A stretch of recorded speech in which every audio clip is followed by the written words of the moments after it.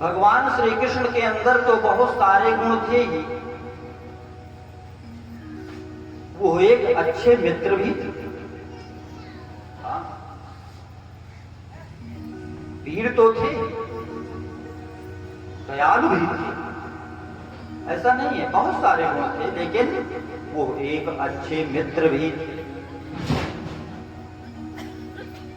और भगवान के एक मित्र थे जिनका नाम सुदामा।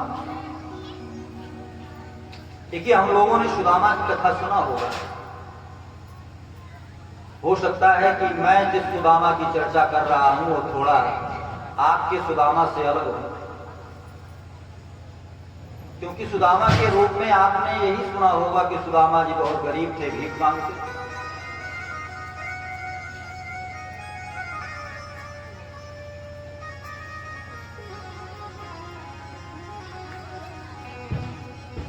लेकिन भागवत जी के सुदामा कैसे हैं? कृष्णस्यासीत सखा कश्चित्,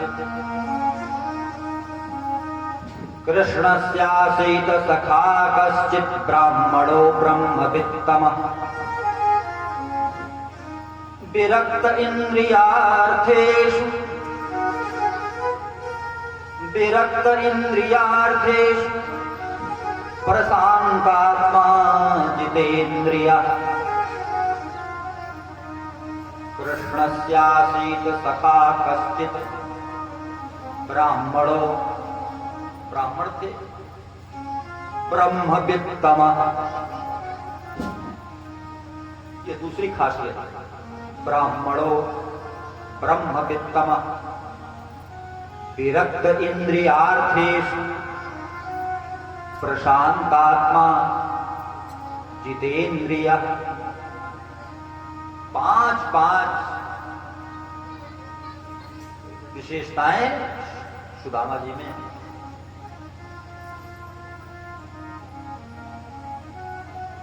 सुखदेव जी वर्णन करते हैं कि राजन, सुदामा जी ब्राह्मण, और एक ब्राह्मण का जो सबसे बड़ा धर्म होता है, हमारे यहां कवियों ने ऐसा भी कहा कि बाभन को धन केवल भिक्षा है। ये किसी दृष्टिकोण से कहा होगा, हो सकता है कि संग्रह वृत्ति को लेकर के कहा हो कि भिक्षा मांगो, मतलब कि रोज जितना पाओ खाओ, रोज लाओ रोज खाओ, बटोरो मत, इकट्ठा मत करो। संग्रह वृत्ति को देखते हुए हो सकता है ऐसा कहा, लेकिन हकीकत में ब्राह्मण को धन केवल भिक्षा नहीं, एक ब्राह्मण का सबसे बड़ा धन है बाभन को धन उत्तम शिक्षा। क्या है? बाभन को धन उत्तम शिक्षा।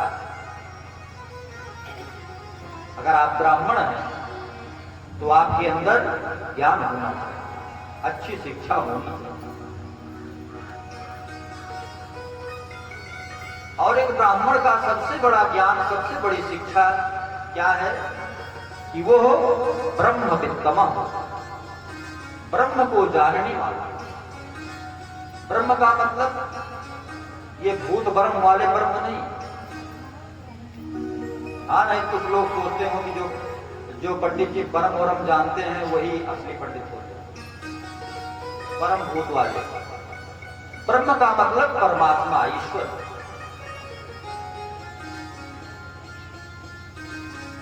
देखिए, ज्ञानी लोग उसी परमात्मा को, उसी भगवान को, उसी ईश्वर को ब्रह्म कहते हैं, और योगी लोग उसी को, तत्व तो वही है लेकिन उसे परमात्मा कहते हुआ, और भक्त लोग उसी तत्व को भगवान कहते हैं।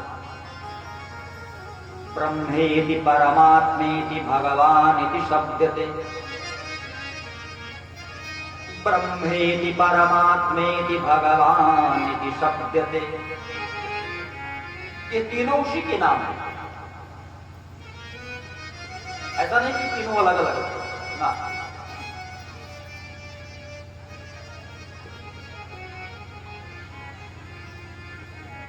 तो कहा कि एक ब्राह्मण का सबसे बड़ा धन है कि वो ब्रह्म को जानता हो, ईश्वर को जानता, उसके बारे में जानता। तो सुदामा जी ईश्वर तत्व को जानते थे, ब्रह्म के बारे में जानते थे, अर्थात ज्ञान। ब्रह्मवित्तमः, एक तो ब्राह्मण है, दूसरे ब्रह्मवित्तमः। परमात्मा रूपी जो वित्त है, जो धन है, उससे वो युक्त है।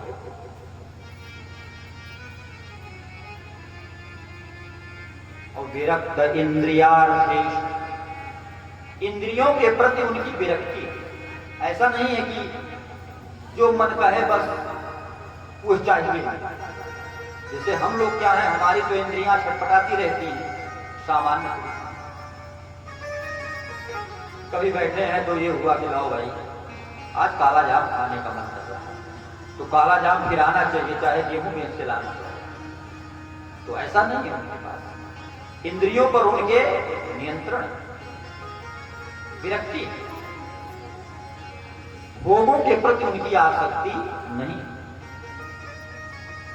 इसका मतलब जगे हुए,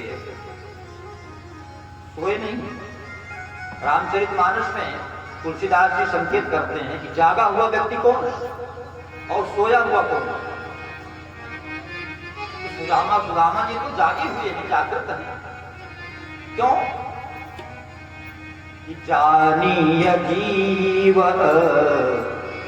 तब ही जग जागा, जीव जानिए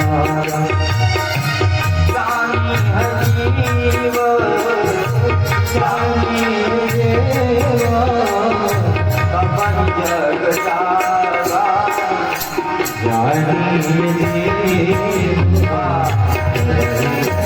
जागा, जानिए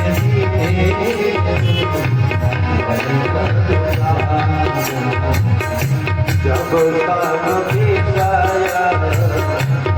नाथ विरागा,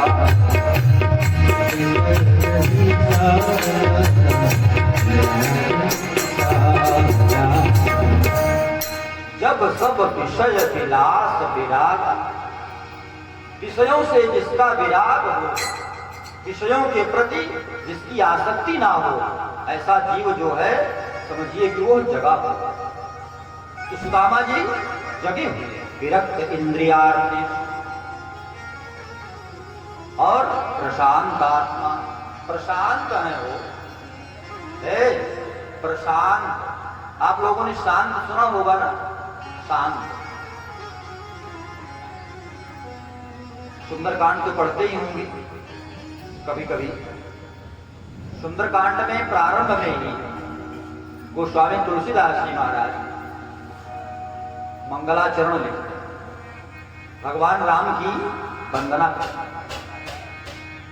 तो उसमें वर्णन आता है राम जी का स्वरूप कैसे। शांतम शाश्वतम प्रमेयमनघम निरवाण शांति प्रदम ब्रह्मा शंभु फणीन्द्र शेप्यमनिशं वेदांत वेद्यम विभु रामाख्यम जगदीश्वरं सुरगुरुं मायामनुष्यं हरिं वन्देऽहं करुणाकरं रघुवरं भूपालचूडामणिं शांतं शाश्वतं प्रमेयमनघम्। क्या सुंदर भाषा है संस्कृत, कितना आनंद आता है।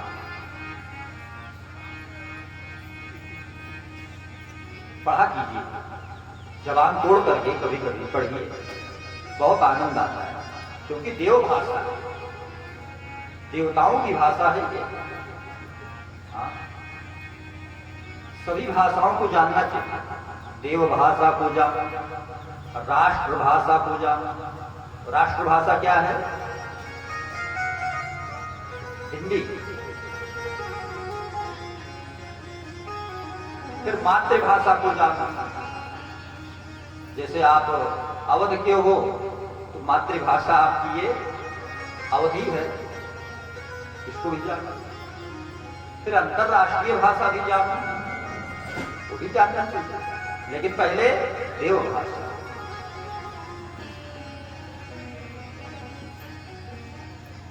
शांतम शाश्वतम प्रमेयमनघम निर्वाण शांतिप्रदम। भगवान कैसे हैं? शांत। भगवान का स्वभाव शांत।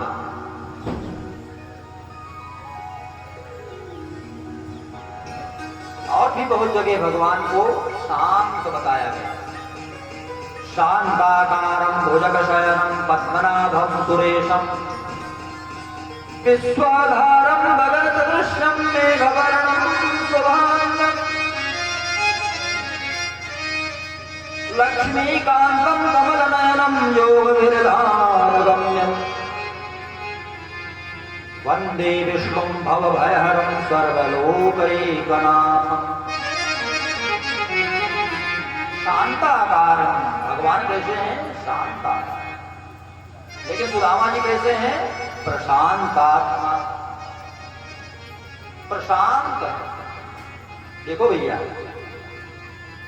जो शांत होता है उसको कभी कभी क्रोध आ भी जाता है ना। देखिए भगवान राम जी का जो वर्णन है, शांतम शाश्वतम प्रमेयम अनघम,